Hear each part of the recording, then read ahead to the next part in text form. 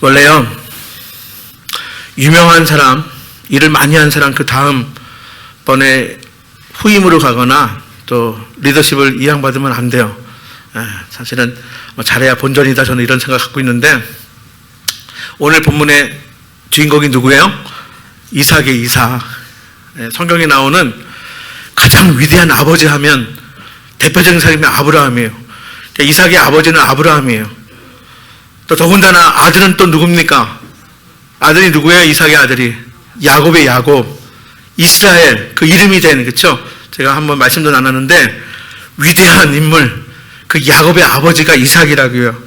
그러니까 이삭은요, 아브라함을 아버지로 두고, 그리고 야곱은 아들로 두고, 그렇죠? 아브라함의 아들이자 또 야곱의 아버지가 되는 그런 인물이 이삭이에요. 한마디로 보면 이거 지극히 당연하게 어떻게 보면 성경에 조연으로 끝날 수밖에 없어요, 사실은. 그렇죠? 그냥 어떻게 보면 철저하게 조연이에요. 근데 이삭이 그렇지 않아요. 오늘 본문을 통해서 우리가 볼 수 있지만 이삭 역시도 당당하게 주인공으로 성경의 한 페이지뿐만이 아니라 믿음의 선조들의 그 반열에 올라와 있음을 우리가 볼 수가 있고요. 오늘 본문에 보면 그가 그 해에 한 해 동안 결실을 몇 배? 100배, 100배. 제대로 안 보셨죠? 야, 12절 말씀 한번 보겠습니다. 12절. 별로 좋아하지도 않아. 이제 100은 별로야. 하여튼, 1000배, 10,000배는 돼야 되나? 하여튼, 하여튼 큰일 났어요, 지금. 이제, 하도 그냥, 이게 10배, 100배는 아무것도 아니에요. 12절 한번 읽어봅니다. 시작. 이삭이 그 땅에서 농사하여 그 해에 100배나 얻었고, 그쵸? 100배, 그쵸? 아, 옛날에는 저는 100배 하면 최고인데, 하여튼 시대가 이상해졌어. 예. 자, 보세요. 당당하게 이삭은 그 해에 결실의 100배를 보았어. 100배를. 그쵸? 예. 자, 보세요. 정말로 왜 이삭이 이러한 100배의 그런 열매를 보았고 그 복을 보았을까 하는 거예요. 자, 물론 당연히 믿음의 조상 아버지 아브라함의 믿음을 신앙의 유산으로 물려받은 거예요. 여러분들 신앙생활 잘 하셔야 되는 게 뭐냐면 믿음의 조상이 돼야 돼요. 믿음의 아버지, 믿음의 어머니가 돼야 돼요. 이삭은 분명히 믿음의 조상, 믿음의 아버지인 아브라함의 아들이에요. 자, 이거 무시 못합니다. 그래서 아브라함의 신앙을 그대로 물려받은 거예요. 당연히 여호와의 말씀을 잘 따르던 신실한 사람 이삭이었어요. 자, 야곱이 역시 마찬가지로 하나님의 특별한 은혜와 복을 받아서 왜 야곱이 이스라엘이 되었을까? 그건 야곱 자신에게도 있지만 아브라함과 이삭과, 그렇죠? 야곱으로 이어지는 그 은혜의 물줄기, 그 복의 축복, 그거 무시할 수 없는 거예요. 제가 이렇게 모태신앙이고 제가 목회자잖아요. 여러분들 주변에 많이 보겠지만 제가 우리 목사님들을 보거나 우리 성도님들을 보고 저희 교회 성도님들뿐만이 아니라 보면요, 아, 하나님께서 이런 복을 주시는구나. 자, 개인뿐만 아니라 이 가정에, 이 가문에 이런 복을 주시는구나. 하나님의 약속에 틀림이 없으시구나 하는 것을 제가 목도한다고요. 여러분들도요, 그런 눈으로 정말 하나님의 역사를, 하나님의 은혜의 그런 물줄기를, 하나님의 축복의 행렬을 목도할 수 있게 되기를 간절히 바랍니다. 자, 이삭이 바로 그러한 주인공이었다고요. 자, 그렇기 때문에 아브라함의 신앙을 물려받았던 그 이삭, 그리고 그 믿음을 아들 야곱에게 그대로 흘려보냈던 그 이삭, 그렇죠? 하나님께서는 아브라함을 통한 복을 이삭에게, 이삭의 복을 다시 야곱에게 주신 하나님이세요. 복 주시는 하나님. 복의 근원 누구시라고요? 하나님이세요. 여러분, 복 자체에 주목하면 안 돼요. 복 주시는 분에게 주목하셔야 돼요. 저 달을 보아라 하면 달을 봐야지 왜 손가락을 봐요, 그렇죠? 그러면 안 된다는 거예요. 우리가 왜 예배를 예배하지 않냐면, 왜 하나님만을 예배하냐면 예배 자체가 예배의 대상이 될 수가 없어요. 우리의 신앙의 대상은 누구시라고요? 복의 근원 되시는 하나님이세요. 우리는 복 그 자체 때문에 사는, 신앙생활하는 우리 인생이 아니라 복의 근원 되시는 하나님께 영광 돌리고 하나님의 은혜에 감사하면서 하나님께 예배하는 자로 우리를 불러주신 거예요. 자, 그러면 하나님은 이삭에게 바로 그의 아버지 아브라함에게 약속하신, 또 아브라함에게 내려주신 그 복을 이삭에게도 그대로 내려주셨어요. 자, 그는 복을 받았을 뿐만이 아니라, 자, 이제 물려받은 그 복을 잘 지키며 사는 거예요. 저는 가끔 기도할 때 하나님께 이런 기도해요. 하나님, 수고한 대가 그 열매만이라도 먹게 해주세요. 그게 복이에요. 여러분, 우리가 수고한 것만큼만 그 열매를 따먹어도 복입니다. 이미 우리가 받은 그 복, 그쵸? 그 복을, 받은 복을 누리는 것, 그게 복인 줄 기억하시기를 바랍니다. 우리는 그렇게 하지 않으면 우리 안엔 욕심이 있어요. 욕망이 있어요. 그래서 그 욕망을 채울 수 있는 방법이 없어요. 그렇기 때문에 내가 받은 복, 이미 충분한 복이에요. 그 받은 복을 우리가 제대로 사용하고 제대로 누릴 수 있게 되기를 간절히 바랍니다. 그러니까 내가 받은 복, 이삭은 어떻게 보면 아브라함이 흘려보낸 그 복, 또 그래서 이삭이 받은 그 복을 잘 누리고 지키며 살았던 거예요. 자, 그러면 그가 어떻게 이렇게 복된 삶을 살 수 있었을까? 이거 아니에요. 우리가 오늘은 아브라함도 아니고 야곱도 아니고 이삭이 어떻게 복을 받은 것을 어떻게 지키고 또 복된 삶을 살 수 있었을까 하는 것, 여러분 세 가지만 말씀드리도록 할게요. 첫 번째, 여러분 꼭 기억하세요. 이삭의 삶에 문제가 없었던 게 아니에요. 문제가 그의 삶 속에 들어왔어요. 문제가 그의 삶 속에도 찾아왔어요. 여러분 이것을 먼저 우리가 기억하시기를 바랍니다. 여러분 보세요. 이삭이 그랄에 거주하며 농사를 지었어요. 우리가 방금 읽어봤자 한 해 동안 농사 지은 결과로 열매를 100배의 결실을 맺으며 거부가 되었어요. 자, 그런데요, 이삭을 시기하던 그 땅에 블레셋 사람들이 있었다는 거예요. 그래서 이삭이 소유한 그 열매들이 시기하여서, 가장 중요한 게 뭐예요? 농사의 가장 중요한 게 물 아닙니까? 이삭의 땅에 있던, 이삭이 농사 짓고 여기에 쓰는 우물을 그냥 메꿔버렸어요. 그러니까 아예 이삭을 시기하고 질투해서 그 우물, 이삭의 우물을 그냥 아예 메꿔버렸어요. 누가요? 그 땅의 사람들이. 블레셋 사람들이. 여러분, 아까도 제가 말씀을 드렸어요. 광야 지역은요, 물이 생명입니다. 물이 귀한 지역이에요.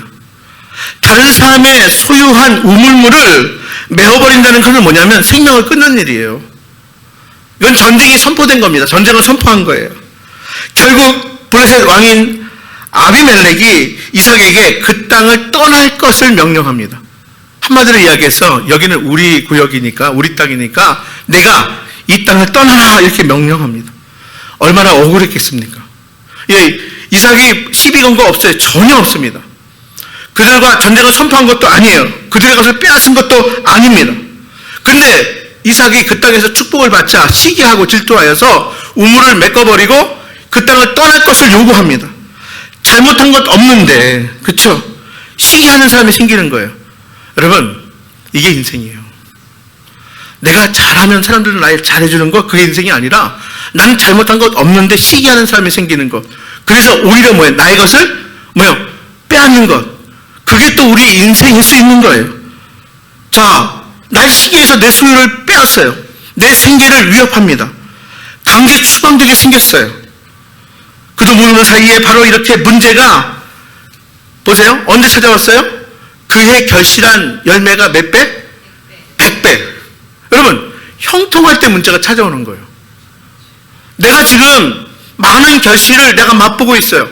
내가 받은 복을 지금 누리고 있어요.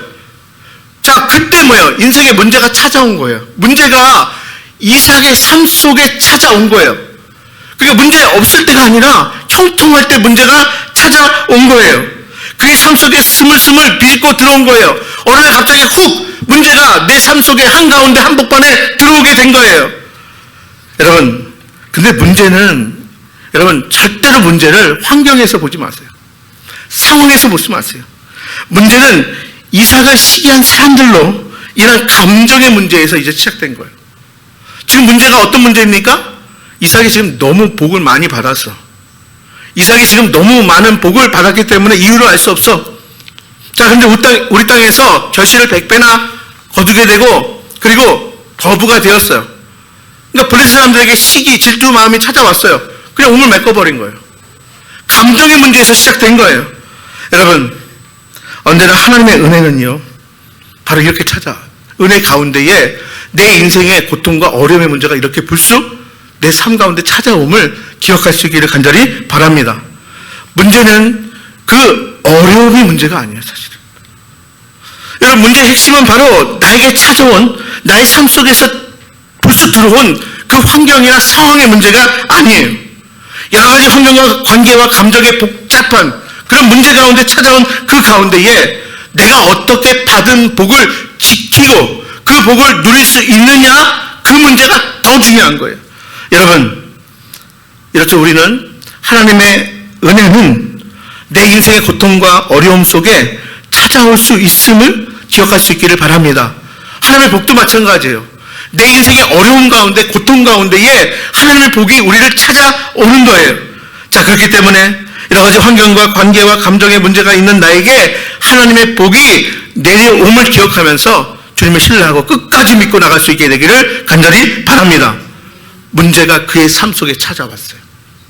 내가 형통할 때, 내가 잘 될 때, 내가 복을 받았을 때 그 문제가 찾아왔어요. 자, 두 번째, 우리는 꼭 기억해야 될 것이 있습니다. 이삭이 감정의 문제를 다루는 방법을 우리가 기억해야 합니다. 블레셋 사람들이 이삭의 우물을 메웠을 때에 그 동기는요, 이삭의 잘못이 아니에요.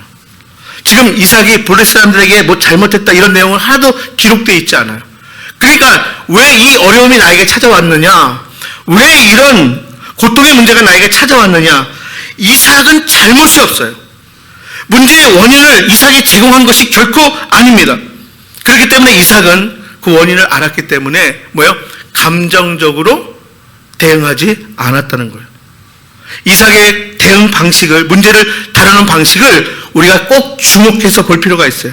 말씀을 보면 이삭은 어떻게 했어요? 그런 다툼이 일어나면 어떻게 해요? 다른 곳으로 이주합니다. 또 다툼이 일어나요? 어떻게 하죠? 또 이주합니다. 그런데 여기 보면 중요한 구절이 하나가 있는데 더 넓은 곳으로 장막을 옮겼다는 거예요. 더 넓은 곳으로 장막을 옮기게 되었다, 이렇게 말하고 있어요. 여러분, 자, 꼭 기억하시기를 바랍니다. 이삭은 감정적으로 그 문제에 다루지 아니하고 계속해서 옮겨가는데 더 넓은 곳으로 장막을 옮겼다고 이야기하는데 이것은 단순히 장소의 넓음만을 의미하는 것이 아니라는 사실이에요. 여러분, 꼭 기억하시기 바라요. 좁은 마음을 갖고 있다면 넓은 곳에서도 얼마든지 다툼이 일어날 수 있어요. 근데 넓은 마음을 갖고 있으면 아무리 좁은 곳에서도 다툼이 일어나지 않아요. 그러니까 이삭은 감정적으로 대응하지 않고 내가 지금 하나님의 은혜 받고 복을 받고 그 복을 누리는 데 있어서 나에게 찾아온 문제를 감정의 문제로 다루지 아니하고 오히려 더 옮기고 결론은 뭐냐면 더 넓은 곳으로 옮겼다. 넓다는 것을 제가 강조하는 것이 아닙니다. 우리가 중요한 것은 뭐냐면 내 감정의 문제예요. 내가 넓은 마음, 내가 포용하는 그런 마음을 가질 때 아무리 좁은 곳에도 내가 넓게 살 수 있고 넓은 곳에는 더 넓게 살 수 있는 은혜와 축복이 우리에게 있음을 기억할 수 있기를 간절히 바랍니다. 분쟁이 일어날 때마다 이삭은 그냥 분쟁에 옮겨갔어요. 피한 것이 아니에요. 그럼 다른 것을 왜 그랬을까요? 우리가 알지만 이삭이 옮기는 것마다 다시 우물을 팠을 때 뭐가 나와요? 물이 솟아 나와요. 그러니까 하나님께서 은혜의 근원인 것을, 하나님께서 바로 생수의 근원인 것을 이삭은 믿음으로 알았기 때문에 그래요. 이삭이 옮기는 곳마다 거기에 우물이 터져 나와요. 여러분, 적어도 우리는요, 하나님의 백성이에요. 하나님의 자녀예요. 그럼 은혜가 바로 은혜의 근원 되시고 복의 근원 되신 하나님이 바로 우리의 하나님이심을, 우리의 아버지심을 기억하는 우리 모두가 되시기를 간절히 바랍니다. 분쟁을 일으키지 않고 다툼이 있는 곳에 오히려 더 넓은 곳으로 장막을 옮김으로 인해서 오히려 이삭은 복을 계속해서 유지할 수 있었고 복을 지키며 그리고 복을 누리며 살 수 있었다는 사실을 기억하시기를 간절히 바랍니다. 제가 이 다툼은 다른 문제가 아니라 감정의 문제라고 그랬어요. 분명히 그 블레셋 사람들의 질투, 그렇죠? 시기하는 마음이라고 그랬어요. 여러분, 이 감정의 문제는 논리적인 것으로 해결될까요? 안 될까요? 결코 안 돼요. 우리가 속기가 참 쉬워요. 지금 나에게 요동치는 게 감정의 문제야. 근데 아무리 논리적으로, 아무리 이성적으로 설명한다고 될 수 있는 부분이 아니라는 거예요. 우리가 감정의 문제는 절대로 이성으로, 논리로 해결되지 않음을 기억하며 물리적인 힘은 더 커다란 감정의 파장만 일으킴을 기억하는 우리 모두가 되시기를 간절히 바랍니다. 여러분, 하나님의 사람들은 세상 사람들과 충돌할 수밖에 없어요. 왜 그래요? 왜 그럴까요? 가치가 달라요.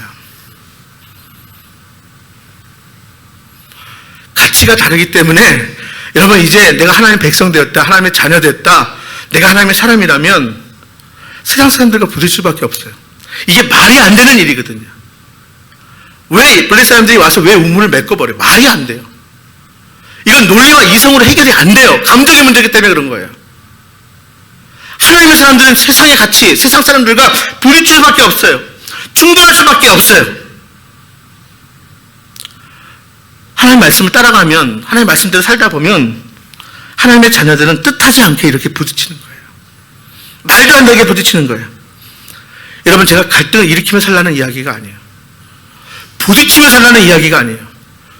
내가 하나님의 자녀로, 하나님의 백성으로 내가 올곧게 살면, 내가 말씀에 따라 말씀대로 순종하며 살면 여러분 부딪힘이 있을 수밖에 없다는 것을 이야기하는 거예요.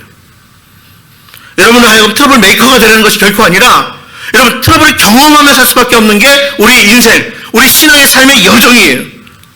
이럴 때 뭐예요? 이삭처럼 감정의 문제를 다루는 이삭을 우리가 보고 배워야 하는 거예요. 이삭이 어떻게 이 문제를 시기와 질투로 인해서 번번이 옮길 때마다 우물이 메꿔지는 그 모습을 보면서 화나죠. 분노가 일어나죠. 근데 그 감정의 문제를 어떻게 다루는 그 이삭의 모습을 보고 본받는 하나님의 귀한 백성 자녀들 다 될 수 있기를. 그래서 이삭의 감정을 다루는 그 방법에서 우리가 복을 어떻게 받은 복을 지키고 그 복을 누리며 우리가 살 수 있는지를 다시 한번 배우는 귀한 이 시간이 되시기를 간절히 바랍니다. 마지막으로 여러분 어떻게 이삭이 복된 삶을 살 수 있었을까? 마지막이에요. 결론은 뭐냐면 문제를 회복시키시는 분 누구세요? 하나님이시라는 거예요. 결국은 문제를 해결하시고 문제를 해결하시는 분이 하나님이시라는 거예요. 여러분 여기서 꼭 기억하셔야 됩니다. 이삭의 여정이 그냥 다툼을 피하는 문제로 끝났다면 그는 인생의 엑스트라로 머물렀을 거예요. 이삭이 단순히 감정의 문제를 임을 잘 알고 피했다는 것으로 끝났으면 그는 그냥 인생 조연으로 그저 그런 인생으로 끝났을 거예요. 근데 이삭이 다른 게 있어요. 그러나 이삭은 그의 삶의 종착역을 두려움을 피해서 도망간 것이 아니라 그의 종착역이 분명히 있으세요. 바로 하나님 앞에 나갔다는 거예요. 내 인생에 문제가 있습니까? 거기에 감정으로 인한 갈등의 문제가 있습니까? 그걸 잘 다뤄야 돼요. 이 방법을 우리가 보아야 돼요. 그런데 단순히 그 감정의 문제를 피했다? 내가 계속 양보했다? 내가 또 다른 곳으로 이사했고 거기서 다시 우물을 팠고 물이 났고 또 메워지고 그 일이 반복됐다? 거기서 끝났을 거예요. 이삭은 간 곳이 분명해요. 그의 삶의 결론은 뭐냐면 하나님이에요. 그의 삶의 종착역은 결국은 두려움을 피해서 도망간 것으로 끝난 것이 아니라 뭐예요? 인생의 주관자이신, 역사의 주관자이신, 사랑과 평화, 동시에 공평과 정의의 하나님, 그 하나님 앞에 나간 거예요.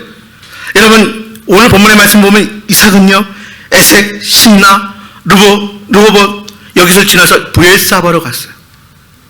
이삭이 간 여정을 한번 보세요.